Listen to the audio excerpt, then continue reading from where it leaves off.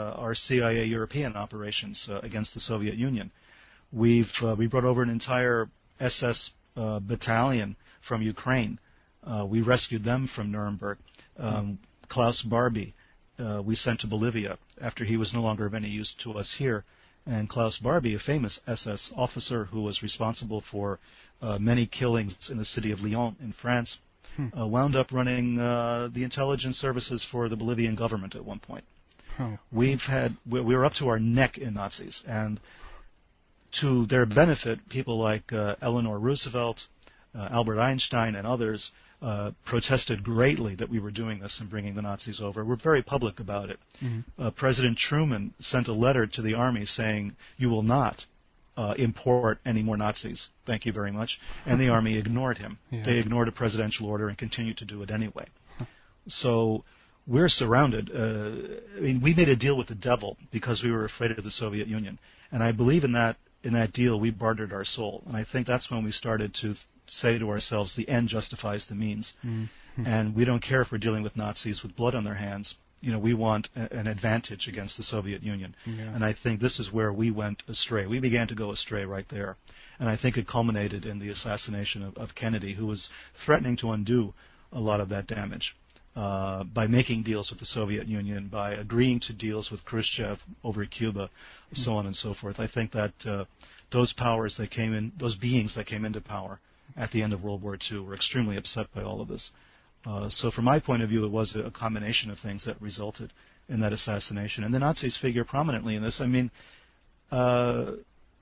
what's fascinating to me is that the people who worked with Lee Harvey Oswald in New Orleans at the O'Reilly Coffee Company in New Orleans all got jobs in the aviation business as soon as Oswald was arrested.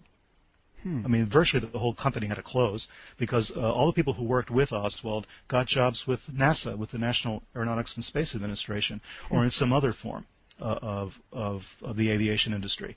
The person who, Michael Payne, who was Ruth Payne's husband.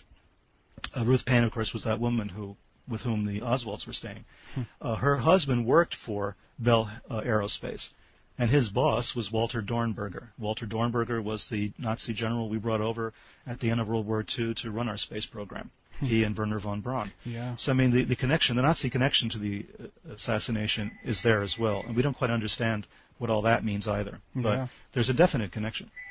Yeah, that's a very interesting, connection. Of course, Werner von Braun being the developer, I guess, in that sense of the V2 rocket and all of that. And one thing, when you said rocket scientist, that I immediately come to think of people like, Jack Parsons, of course. I guess they're referred to as the Babylon Bunch in some circles. And they were in the White Sands area, the missile testing range in New Mexico, of course. But in your research, or if you're, if you will, do you think that we can tie kind of all of this stuff together in a kind of a occult aspect?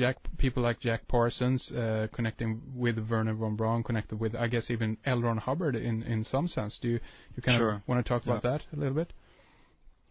Well, yeah, it's worthwhile exploring, and I try to do this in Sinister Forces, but there's such a wealth now of data that we're still sifting through it to find the connections. Obviously, Jack Parsons was a very important person in the history of aerospace research.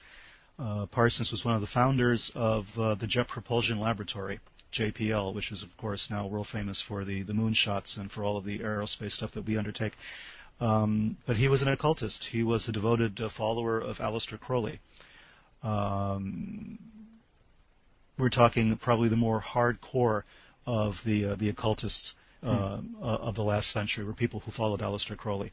So here's Jack Parsons, who identifies himself as the Antichrist, and he's working on top secret classified government rocket research. And with him, down in Pasadena in California, is a science fiction author who's after World War II, and that's L. Ron Hubbard, the man who would eventually found Scientology. And Hubbard is learning a great deal from Parsons. And in the 1950s, L. Ron Hubbard would make speeches to his fellow Scientologists about how great Aleister Crowley was and how he learned so much from Aleister Crowley. He even claimed to have known Aleister Crowley, which is patently false. Crowley died in 1947 before Hubbard became involved in any of this. But there is this idea that Scientology, Aleister Crowley, occultism, you may want to call it black magic in some cases, all inextricably tied together with Jack Parsons, with the space program, and eventually with the UFO phenomenon, which was also taking place in 1947, the same year that the CIA was created. Yeah. And so we have people like Fred Krisman, who was in on the ground floor of the very first UFO phenomenon in the United States in the late 20th century in 1947. Fred Krisman, who claims that a UFO was dropping molten lead or molten metal of some kind on top of him and killed his dog and hurt his boat. Here's a guy who shows up later in 1968 as a witness in the Kennedy assassination, called by Jim Garrison, the district attorney who was played by Kevin Costner in the movie JFK. Here we have a connection of 1947 UFO activity and the Kennedy assassination. But that's not the only one. We have Guy Bannister. Guy Bannister ran the office where Oswald, David Ferry, and all these other co-conspirators ran out of. Guy Bannister was an anti-Castro activist and a former FBI agent. He was in the FBI for more than 20 years, out of Chicago, but also out of the Pacific Northwest. And I have documents, and they've been released, showing that Guy Bannister was one of the very first investigators of the UFO phenomenon, the same phenomenon that Fred Krisman was involved with. We have Guy Bannister running around the Pacific Northwest, getting information on UFOs and sending telexes back to J. Edgar Hoover on the UFO phenomenon. And the headings on all of these telexes are X files. I mean, that's the nomenclature that was used for the UFO research. It was called an X file. And I mean, here's the X files, and they're all over the place. And there's dozens and dozens of communications between Guy Bannister and J. Edgar Hoover on UFO phenomenon and the X files. And Guy Bannister winds up 20 years later in New Orleans with Lee Harvey Oswald and all the other co-conspirators or alleged co-conspirators in the Kennedy assassination. I don't understand this unless we pull back and look at it as though this is an occult operation and not a traditional political conspiracy the way it's been depicted. This is something that's a lot.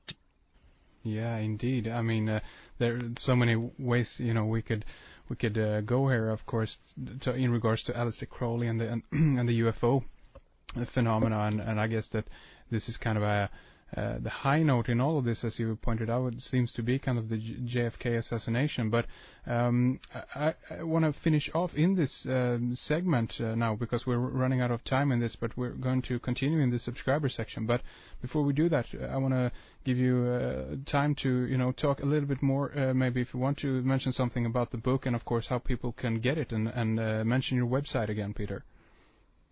Okay, thank you. The title of the book is Sinister Forces, a grimoire of American political witchcraft. It's a 3-volume series, 3 different volumes. They were initially designed to be one book, so they've been broken up into 3 volumes just for the sake of space, because the material was so huge. It was about 2,000 manuscript pages. You can get that anywhere. You can get that, of course, on Amazon.com or any of the book sites. Or you can contact us on my website, which is www.sinisterforces.info, I-N-F-O. And if you're in the United States, or you want to call the United States, you can call the publisher at 1-800-556-2012. Excellent. So everybody check it out, sinisterforces.info. And we will take a short break, and we will be right back. All you subscribers out there are in for an excellent continuation of this interview, as we're going to dive deeper into the occult aspects of the UFO phenomena with Peter. We'll also get into the connections between the Nazis, the CIA, and the NASA space program. And we'll also talk about the connections between Jack Parsons, L. Ron Hubbard, and Aleister Crowley. We'll also get Peter's take on the 2012 issue and a whole lot more. So I hope you'll join us in the subscriber section for our excellent continuation of this interview. If you're not a subscriber and want to get full access to our archive, simply click on subscribe or sign up from the front page at redicecreations.com, and from there you can read more about it. Thank you for listening to the program. We will be back this Sunday with our monthly regular Alan Watt, talking about the Mayflower, Mayday, the Maypole and the Maya. Thanks to Fredrik Palmgren behind the controls. This is Henrik Palmgren, and we will be back on Sunday. Until then, take care.